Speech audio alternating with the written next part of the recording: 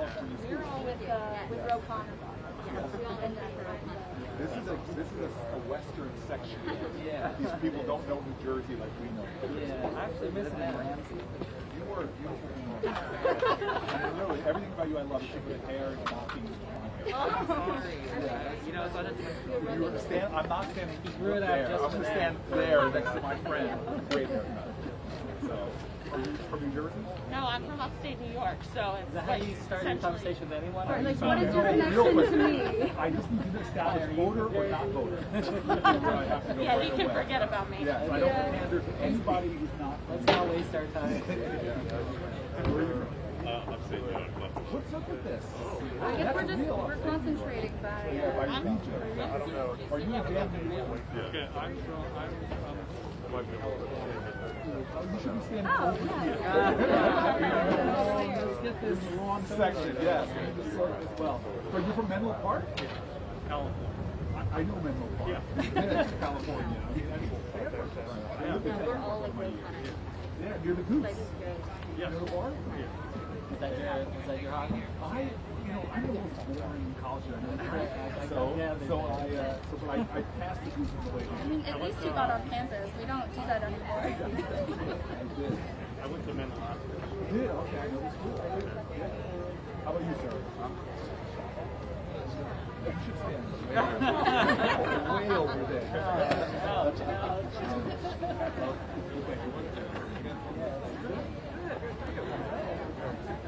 I'm from New Hampshire, which is better, closer to New Jersey. Right. It's got the first 3 letters. Oh, okay. All right. Good morning. It's a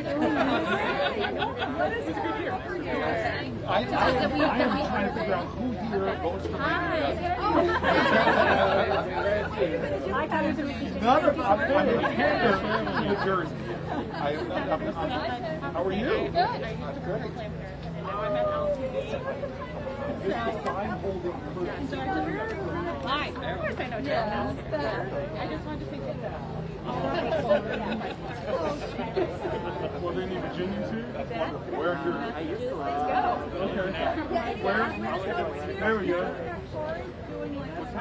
Well, I'm up in Virginia too, so that's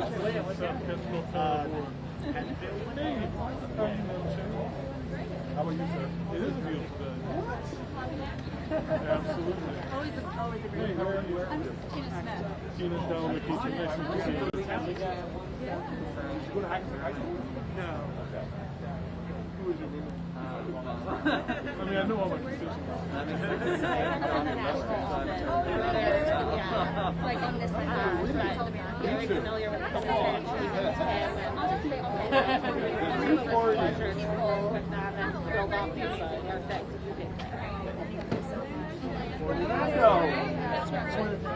I love Orlando.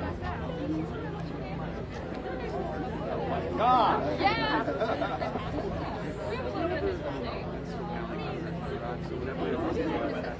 I know, it does. Thank you. Hi, nice to meet you. Yeah, I'm Tina. Hi. I work with Representative Congressman. Oh, hi.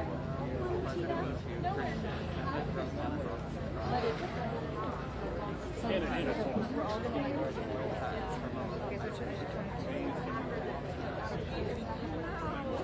like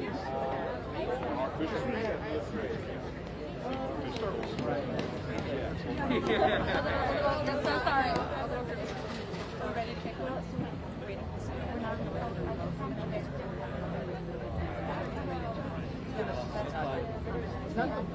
Yeah. Could go. Yes.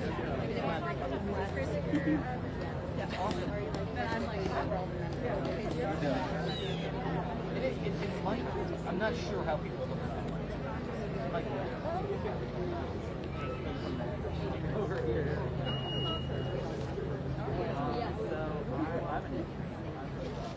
What else?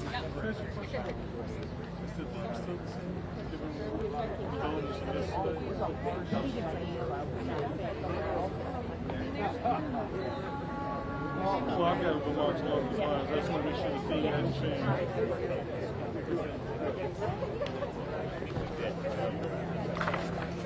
Hi, everyone. We're going to go ahead and get started. Right. Hello. Thank you all for joining us here at our nation's capital on this beautiful fall day in D.C., and thanks to everyone who is joining us online as well. My name is Tiernan Sittenfeld. I'm the Senior Vice President for Government Affairs at the League of Conservation Voters.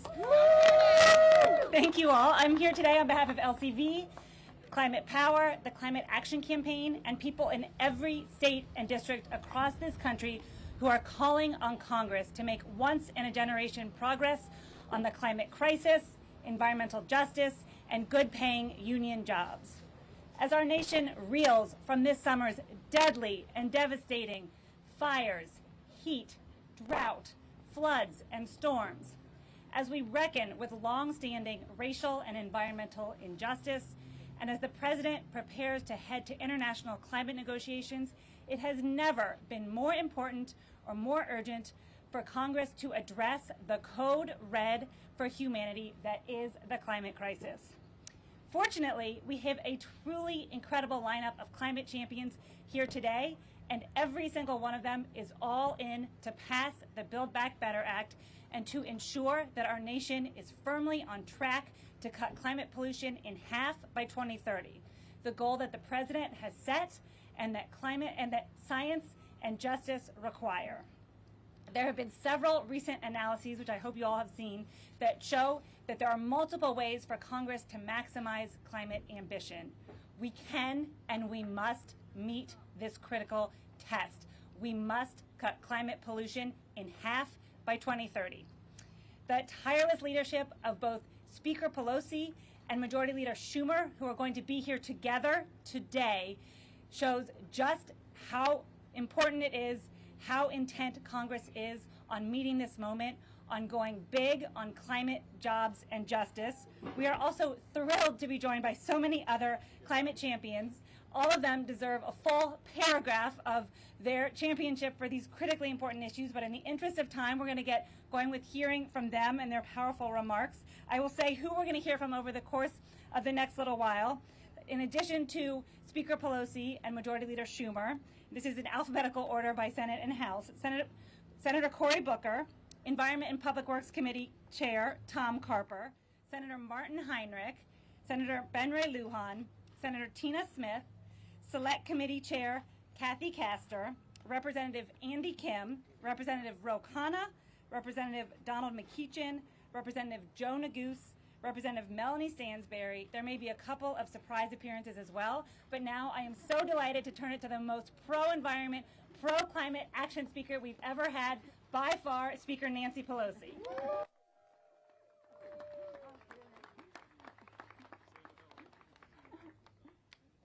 Thank you very much, Tiernan. I accept that compliment on behalf of the House Democrats, who are the most pro-environment House Democrats we've ever had. Actually, most pro-Congress House of Representatives we've ever had. And I'm here today to salute you all for the grassroots work that is being done to make sure that when we build back better, it is truly better for the children. And for the children, we must save this planet that we will pass on to future generations with great responsibility. It would be a dereliction of duty to build the infrastructure of America without doing so in a green way that protects the planet.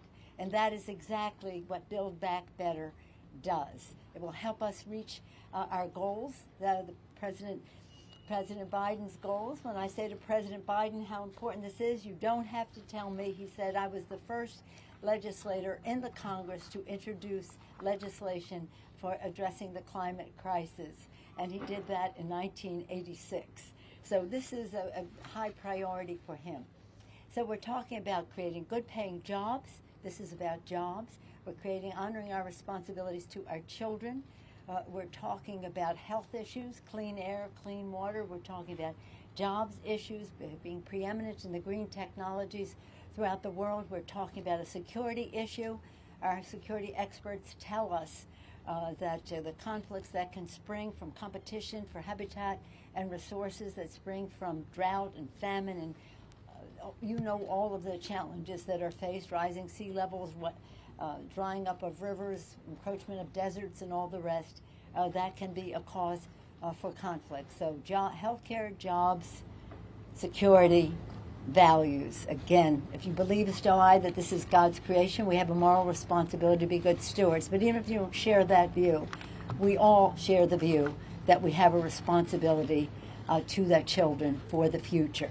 I last weekend was at a pre-COP meeting in Rome with a G20, and again at a NATO meeting next day in Portugal. And in every meeting, it's about this issue, about climate, and all leading up to Glasgow. And we're so proud, Glasgow, that the president is going to be going there. He will go there with great pride, because we will pass legislation that enables him to not only meet but beat our goals, and to do so in a way that helps other developing countries, poorer countries, meet their goals as well. So I'm honored to be here with so many House members. I don't want to say this in alphabetical order. It could be Kathy Castor, chair of our select committee, Don mceachin, a member of it, and actually he's worked on these issues in the Virginia state legislature before he even came to Congress. Khanna, Jonah Goose, Andy Kim, and our newest member, Melanie Stansberry, a scientist who comes bringing that background to this priority, which is a priority for her in the Congress. So I thank our friends in the House and in the Senate for this. I wish it would be strongly bipartisan, as it is in the country. In the meantime, let's thank the League of Conservation Voters. Tiernan, thank you for your leadership, because without the outside mobilization, none of the good things can happen in the best possible way. We can do all of our internal maneuvering to make progress, but the outside mobilization means everything. So thank you to League of Conservation Voters, all of the organizations, all the volunteers who have weighed in, and thank you to the children who've made their voices heard on this. Members of Congress on the other side of the aisle, well, all of us can learn a lot from the children, because the future belongs to them, and they know that the planet has to be healthy for the children. So thank you, and it won't be long. We'll pass this legislation. I yield that. Thank you.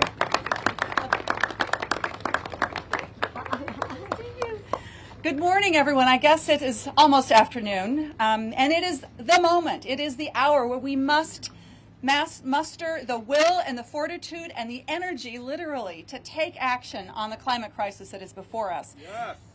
Thank you so much to LCV and to Climate Power and Climate Action Campaign and all of the activists that have made this issue one of the most important issues facing our country, and drawing attention to people, making people understand what a big, big deal this is. We are at a crucial moment, and in Minnesota we see this. We saw this summer in fires burning in Minnesota's boundary waters, shutting down this most precious place. We saw it in a massive drought that swept across great swaths of my state. And we know that we have the tools to address this climate crisis. We must take action now. And we know what to do. The president has described for us how we can move forward and reduce our carbon emissions by 50% in the next 10 years. That is non-negotiable. We must get that done. And when we do this, this is about how we innovate in this country. This is about how we improve our health in this country. This is about how we create millions of jobs in this country. This is about how we put the United States on the forefront of a technology revolution that is going to add up to $23 trillion over the next 10 years. In that fight, I want the United States of America to lead and not follow. That is the opportunity before us. Now, I want to leave you with a story that has always galvanized me when it comes to this most precious issue to me. When I was still lieutenant governor, I had a visit paid to me by a group of young climate activists that were organized by the amazing Arctic explorer Will Steger. These young activists came to visit me in the impressive and ornate governor's reception room at the Minnesota State Capitol. A room that was truly designed to inspire, but also to intimidate. But those young activists, like the folks behind me today, came in and they told me how scared they were about what was going to be happening to their futures, to their globe, to their lives. And they asked me, they looked me right in the eye and they said, Tina, what are you going to do? How are you going to use your power to take action in this moment? And I never forgot that. And I know my colleagues behind me are feeling this moment of import as well. How are we going to use our power to get the change that we need on climate action in this country? So to everybody here, all especially the activists with us, use your power to get the change that we need right now, and we stand with you. Thank you so much. All right. All right, Senator Smith, thank you for your leadership when it comes to climate action. Thank you, LCV Climate Action Campaign and Climate Power, for bringing us all together. I am so proud, as the chair of the House Select Committee on the Climate Crisis and a representative of the state of Florida, to be standing with so many champions who are standing up for the investments in clean energy, probably the largest package ever in the history of this Congress when it comes to investing in clean energy and resiliency for all Americans. Because through the Build Back Better agenda, we intend to create millions of jobs, lower the cost for American families, and answer the moral and scientific imperative to act on climate now. See, as Tiernan said, we're at a code red moment. Just think about the fact that this summer we lived through the hottest month in the history of the planet. Plus all of the climate-fueled disasters that many of our neighbors suffered through this summer. We had 18 climate-fueled major disasters, already the second highest number in history, on track to unfortunately be the most costly year. It cost our neighbors, communities, and the infrastructure back home more than $104 billion. And unless we act, it is going to get worse. So that's what we talk about, is this is our code red moment. But at this moment, we have an incredible opportunity. And we understand this profound responsibility. Because for the first time in a decade, right, Ed Markey, we have a chance to take climate action and put Americans to work, building the electric cars, expanding and upgrading the electrical grid, making electricity cheaper for families and businesses all across America. We are not going to miss this chance to deliver. And by the way, the House has done its job.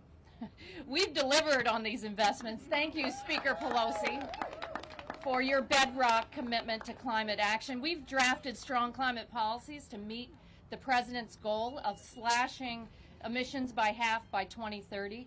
We've ushered a robust bill through our committees to create millions of jobs and secure environmental justice. And we're going to keep fighting until that bill, the Build Back Better Act, lands on the President's desk, a bill that will turn all of those climate solutions into law.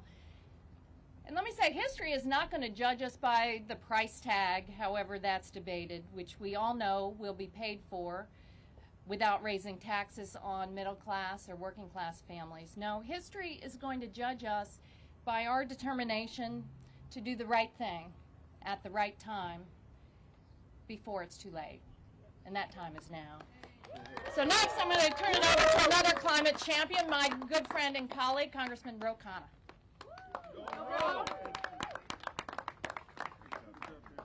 Thank you so much for your leadership. Thank you for having me here. We have such great climate champions. I will be brief to make three simple points. First, we have to end fossil fuel subsidies. There is no justification. Greta Thunberg was in front of our committee, and she said it's one thing for Congress to not take affirmative action for renewable energy, but how in the world can you be putting your thumb on the scale of fossil fuels? It makes no sense. So we need to make sure that those fossil fuel subsidies are eliminated. Second, we need to speak plainly about CCS. You know, the former Prime Minister of Australia was on CNBC. I don't know if you saw that. I won't be as blunt as he was in what he said, but the bottom line is it doesn't work. Let's just talk about the science. This idea that you're going to separate CO2 from the other gases, then we're going to pipe it, then we're going to put it under the ground, and then we're going to make sure that it never escapes the ground. It just hasn't worked. It's been far more expensive. You know what's going to happen to people's gas prices if you actually were to to subsidize that, it would be $8 of gas a gallon. And so what we need to do is be honest in this country that the solution is an investment in renewable energy. The solution is energy efficiency. The third point is we have finally, on October 28th, coming before Chairman Maloney and my committee, all of the big oil CEOs, Chevron CEO, Exxon CEO, BP CEO, Shell CEO, and the CEO of the Chamber and API. And they need to account to the American public. Why is it that they denied time after again the climate crisis when they knew that that was taking place, when their own scientists said that it was taking place? And why do they continue to engage in climate disinformation? Because we're not going to solve the climate crisis until we tackle the climate disinformation crisis. I want to thank the President for his leadership and all of the climate leaders here, and know that we're going to make progress on this issue. Thank you.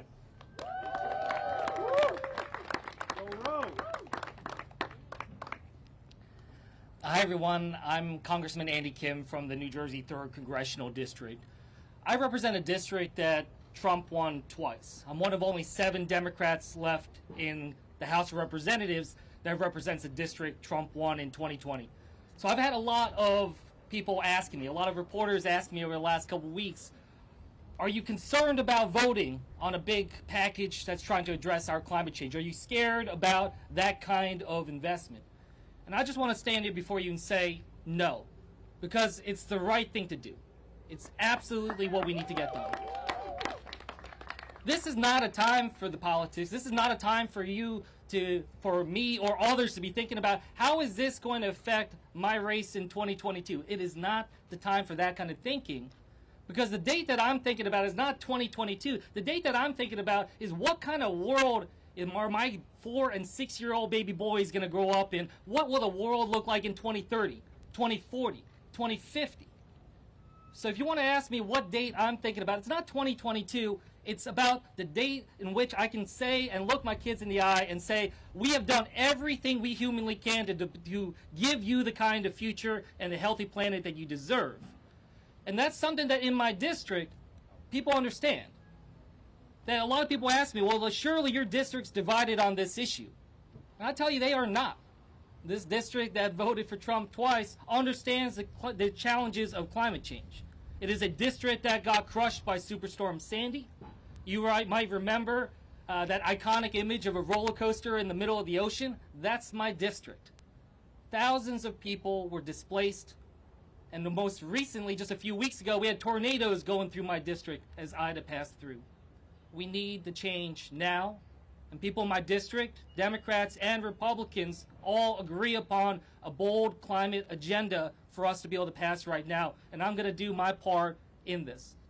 10 years ago, at this time, I was coming back from my time in Afghanistan. 7 years ago, I was working at the White House on the counter-ISIS fight. And I saw what it is that our country will do to mobilize for a national security crisis that threatens lives. This is a bigger moment and a greater threat than anything I ever worked on before in national security, and we have to rise to that challenge. So thank you so very much for joining us here today. I want to turn it over to my Senator Cory Booker. All right, I was supposed to be after Nagoose. In other words, I was supposed to be the caboose after Nagoose. But I am the warm-up for Heinrich. But I'm just really excited to be here. I love the League of Conservation Voters. I'm so grateful that we have a core of this country, that the majority of people are together in understanding that we are not dealing with a climate crisis someday, somewhere. We're dealing with a climate crisis everywhere, today, right now. There is a pressing urgency in this moment. We cannot wait, because rural communities right now are facing crop losses, severe droughts, flooding, shifting planting and harvesting times. We can't wait, because Western communities have faced the threat of rapidly spreading wildfires, many of them losing their homes, some of them losing their lives. We can't wait, because urban communities are suffering from the heat island effects, where people are vulnerable. People are dying from heat stroke. We can't wait, because coastal communities and other communities that are prone to flooding are seeing historic weather events, 100-year storms happening every year.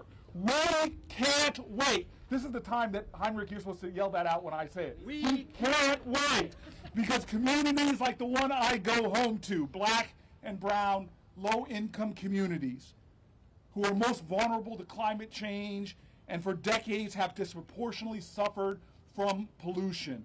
We can't wait. Thank you. Because no community in America can afford it when it comes to dealing with climate change. To wait means more cost, more suffering, more death, and more destruction.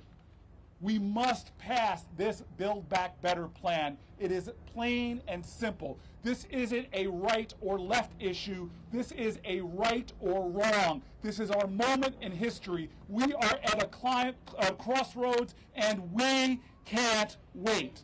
And so I'll tell you right now, as we look at this bill in the final hours of negotiation, we can't cut funding for natural climate solutions like protecting old-growth forests, planting millions of trees in urban areas, and restoring our coastal wetlands.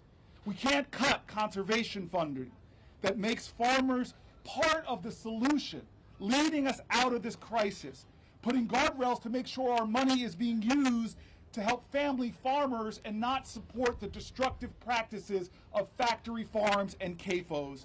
It means we can't cut in this negotiation environmental justice provisions that are so critical, by cleaning up Superfund sites, lead paint remediation, getting lead pipes out of the ground, and rebuilding our wastewater infrastructure.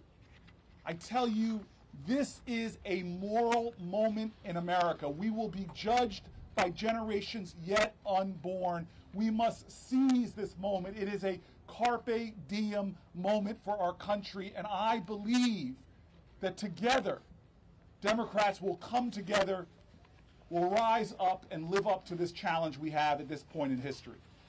But at this moment, and today, I have the pleasure of bringing up the wise man from the West. I have the pleasure of bringing up the ambassador of Albuquerque. I have the pleasure of bringing up the birthday boy in his birthday week, my friend, much better looking than me, more hair, Martin Heinrich.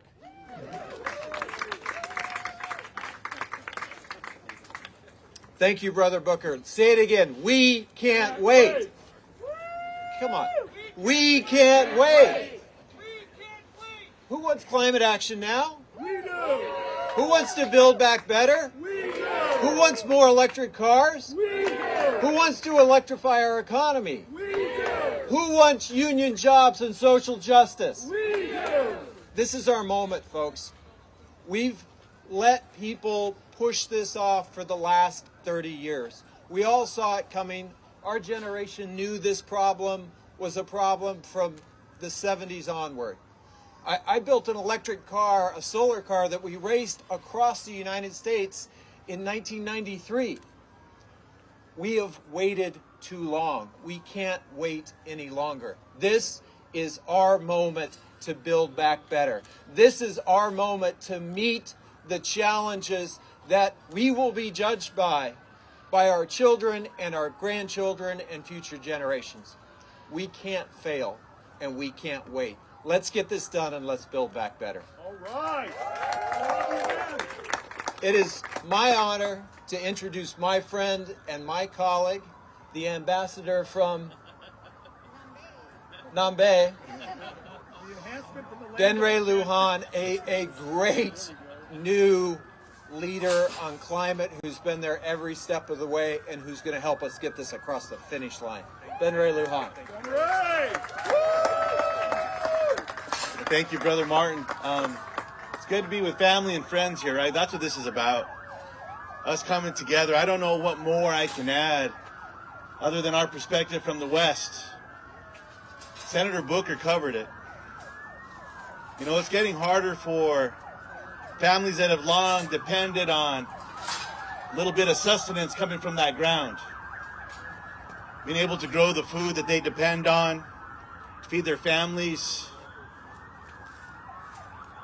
Fires are getting hotter, more destructive.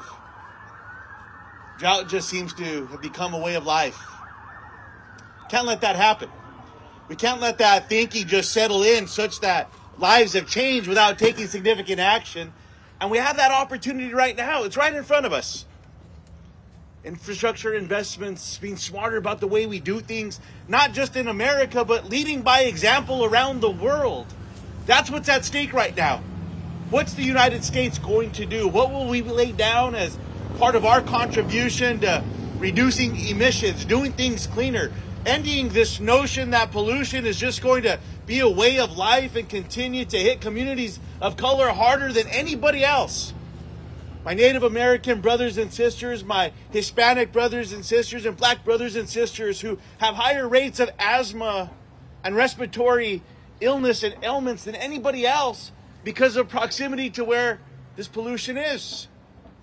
We got to do things better. Amen. Whether it's in rural America or in the big cities across our beautiful country, why can't we just have utility companies say, hey, we're going to find a cleaner way to do things with the sun and with the wind, and we're going to solve the storage crisis that we're still facing in America through the use of technology. We can do this. We can be smarter about the use of vehicles and technology and public education. That's what this is all about. So let's get this done. Let's get Build Back Better done. Let's invest in America. Let's create good union-paying jobs across the country. Let's put a whole new army of civilian climate workforce to work. Let's get this done, America. We need your help to do it. And someone that's helping to lead that charge, one of my friends, our friends, in the United States House of Representatives, a neighbor just south of where we are here in Virginia, and that's none other than Donald mceachin. Everyone, put your hands together and help welcome him.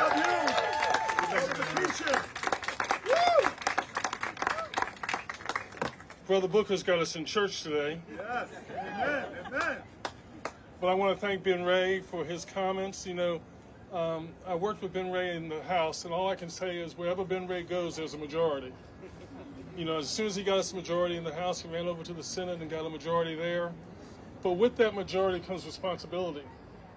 And we have a responsibility, as others have said, to meet this moment, to meet this challenge now by passing Build Back Better. But to my friends at LCV and to my other activists that are here, if I can put down my law degree and pick up my MDiv for a second, let me urge you to not grow weary in well-doing. Because once we pass Build Back Better, there's still more work to do. Because you see, that's all reconciliation. But we're still going to have to make sure that we do things like pass EJ for All, Environmental Justice for All Act, to make sure that our tribal communities, our indigenous communities, our Hispanic communities, our African American communities, and the poor have an opportunity to be at the front end of this economic revolution that will be brought on by this green economy that we're about to create. That they have an opportunity to get the jobs, and also they have the opportunity to be the entrepreneurs of the 21st century and lead this green revolution. We also have an obligation, and I'm so proud of Senator Booker that he allowed me to work with him on legacy pollution to make sure that we atone for the sins of the past. Amen. And that we clean up in these communities the Superfund sites that he cited, get rid of the lead paint, get rid of the lead pipes. All these things must be done because we know, I had the privilege of working with Kathy Castor as chair of the Select Committee on the Climate Crisis, and we thank the Speaker for putting together that committee. But we know that we cannot address the climate crisis without helping these groups that I've cited, these EJ communities. I was so proud to work with Kathy Castor again and others in the representing then candidate Biden, now President Biden, as we worked with Senator Sanders and his crew to put together a package that Democrats could rally around. And the EJ communities were at the center of that because the President and Senator Sanders both realized that you cannot address the climate crisis without making sure that this core group of people are taken care of. And so now as we move forward, as we pass Build Back Better, And as we do what we can, given the constraints of the Byrd Rule and this, that, and the third that go on in the Senate, as we deal with those constraints, we keep those groups at the core of that discussion as well. But then as we turn the page, as we look to tomorrow, don't grow weary in well-doing. We still have work to do. Amen. God bless you. And I'm happy to turn this over. I'm happy to bring to the podium a senator from that other Commonwealth, Massachusetts, the great Senator Markey. Thank you, Congressman. Thank you, Congressman. Thank you for your great leadership. Thanks to everyone for being here today.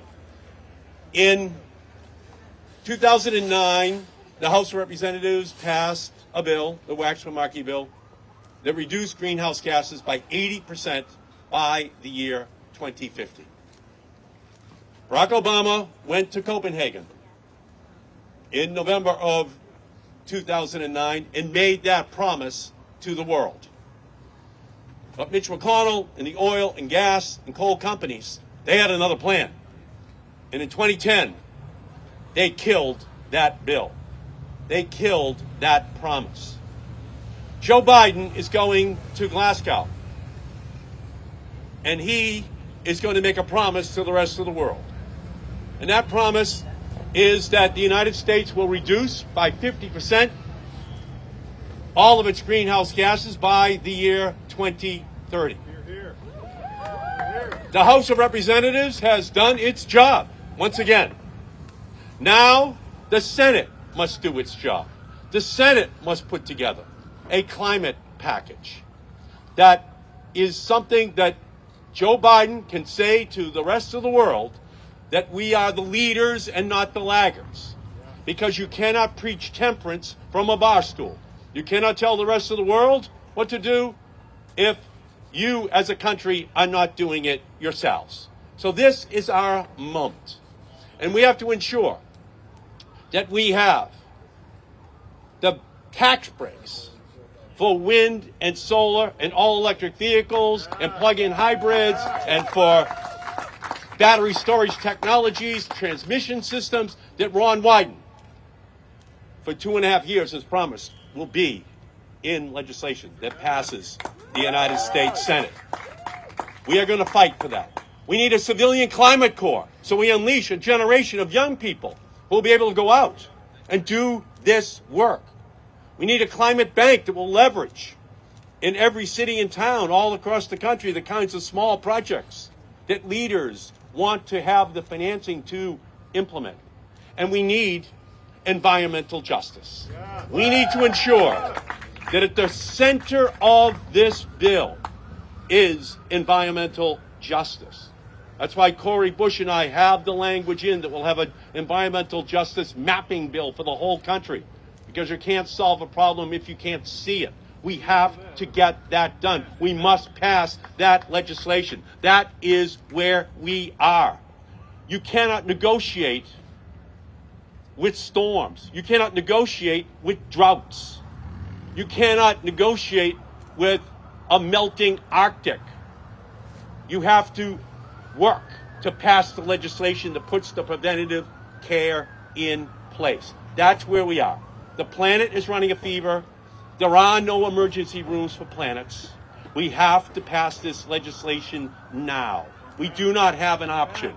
Failure is not an option. So for us, at this time, we know that climate change is the economic, environmental, healthcare, national security, and moral issue of our time.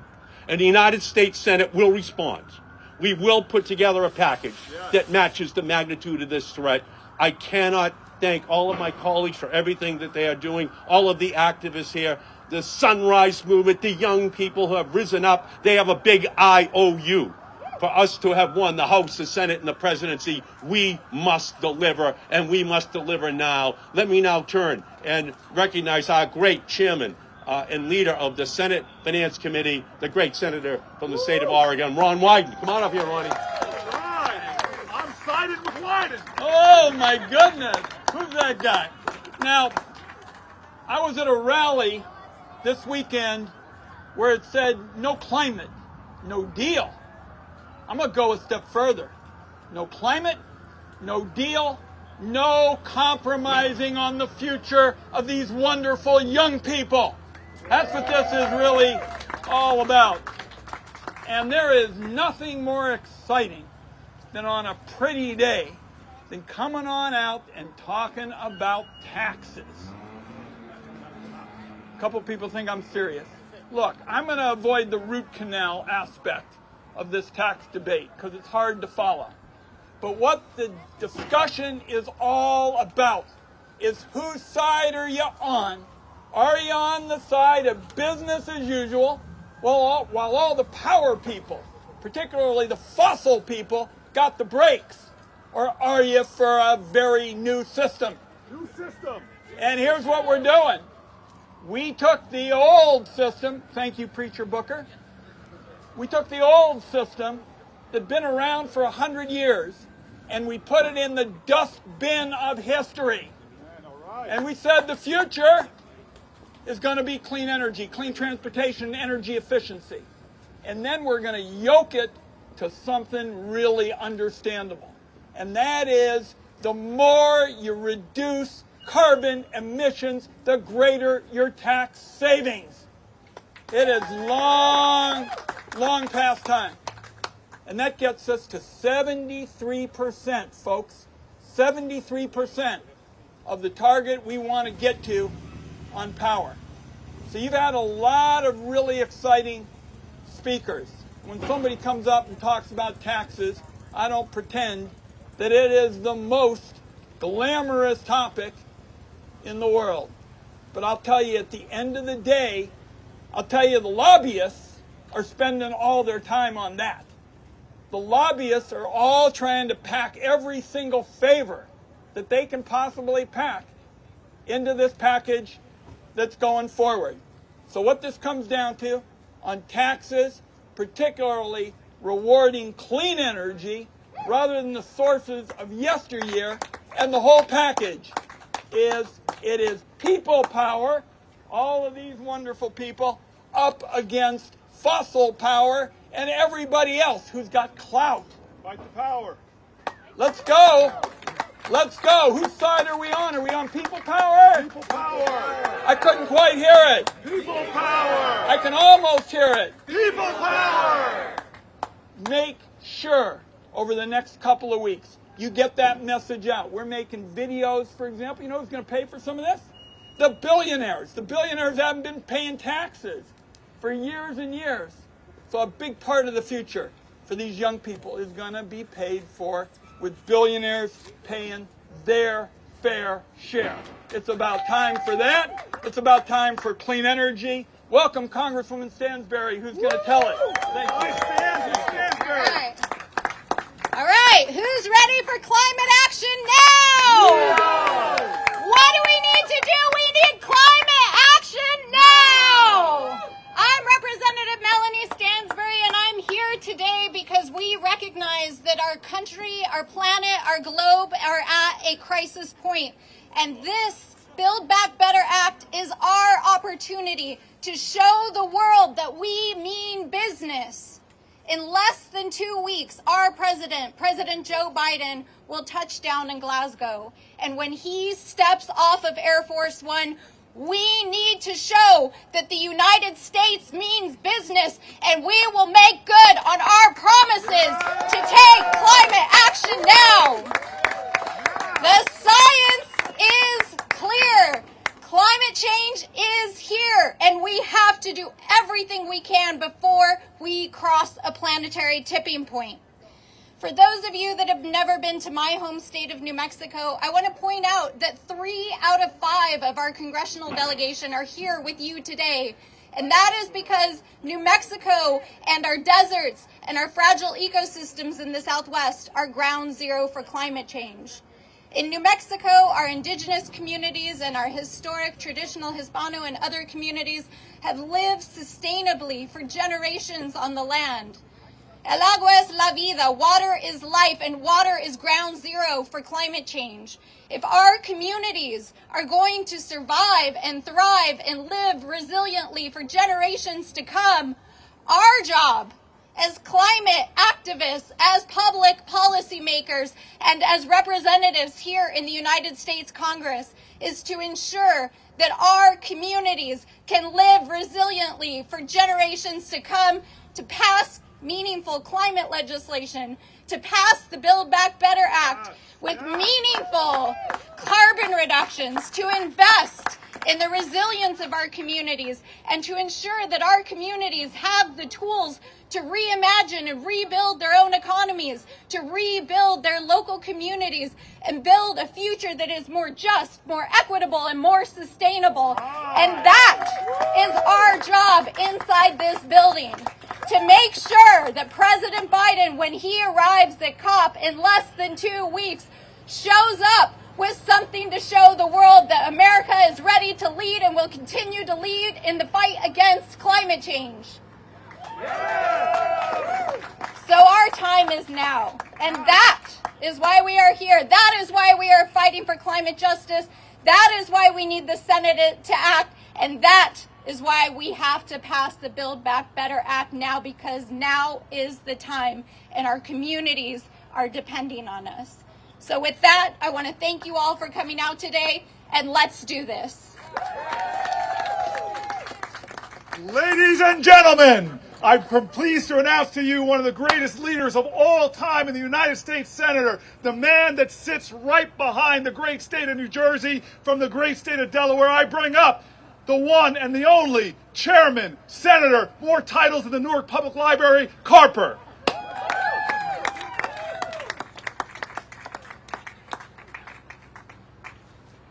Please remain standing. How do you feel? Well, we feel good, but we're worried, aren't we? We feel good, but we're worried. I've had the privilege of knowing working with our President, Joe Biden, for, 40 years. One of my favorite things I've heard him say is this. When he hears the words global warming, climate change, the words that he thinks of are jobs. That's what he thinks of, jobs. Good paying jobs. Good paying jobs, building the infrastructure that'll support electric vehicles and hydrogen-powered vehicles. Jobs of deploying windmill farms all the way from Rhode Island down to Virginia and further. Jobs to help us take water and through a process called electrolysis to create clean hydrogen. What do we do with the clean hydrogen? We reduce emissions from cars. We reduce emissions from trucks. We reduce emissions from industrial activity. Just with clean hydrogen. That's what we can do. There are any number of great ideas in the Build Back Better plan. Any number of great ideas. The question is, do we have the strength? Do we have the temerity? Do we have the durability? Do we have the energy to take what is, I'm going to use a football term here. You know when your receiving team on a kickoff, you march the team and march down the field, and you get to the 50-yard line, you're in the other team's territory. When you get down to the 20-yard line, if I'm not mistaken, you're in the red zone. 20 yards further than that is the end zone. And I also think of that as the green zone. And where we need to be is in the green zone, and we need to be there now. And go green. Go green. Go green.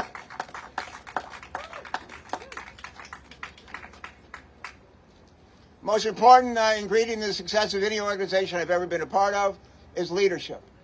I've been privileged to be a naval flight officer 23 years, last Vietnam veteran serving in the United States Senate. Been privileged to be Delaware's governor and to lead the nation's governor. The most important ingredient in the success of any organization I've ever been a part of. I don't care if it's a squadron in the Navy. I don't care if it's a business. I don't care if it's a government. I don't care if it's a state. The most important ingredient is always leadership. That is the key. And we are receiving extraordinary leadership from Joe Biden. Extraordinary leadership from Joe Biden. About 2 years ago, a number of us in the Senate and the House gathered in the House chamber, right down the way, right behind me, 100 yards or so. And we had a special guest, and he came to us from France. And he was and is the president of France. His name is Macron. Let me hear you say Macron. Let me hear you say bienvenue. Go ahead, bienvenue. That means welcome, if you didn't know. And he came and he spoke that day in English, and probably better English than some of us.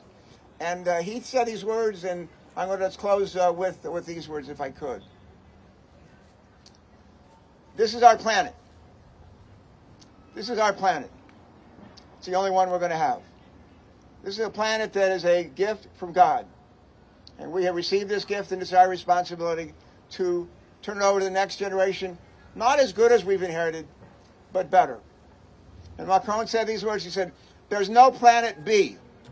There is no planet B. This is it. And we've got to make it count. American people are counting us. Let's do it. Let's do it. Let's just do it.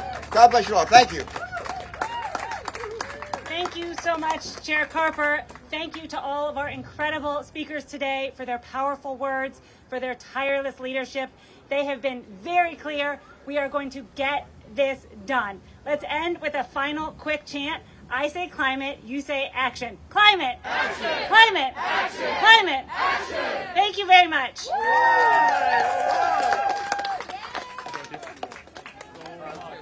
Senator Carper will stay and answer all questions.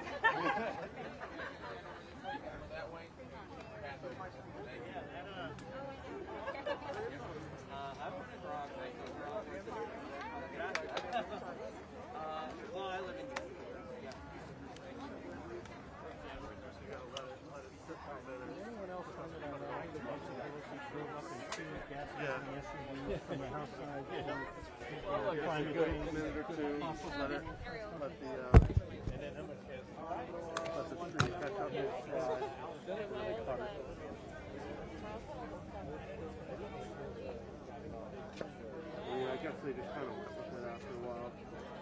Oh my god, I'm so hot. I was so ready for this. Okay. Don't mind, they stopped it.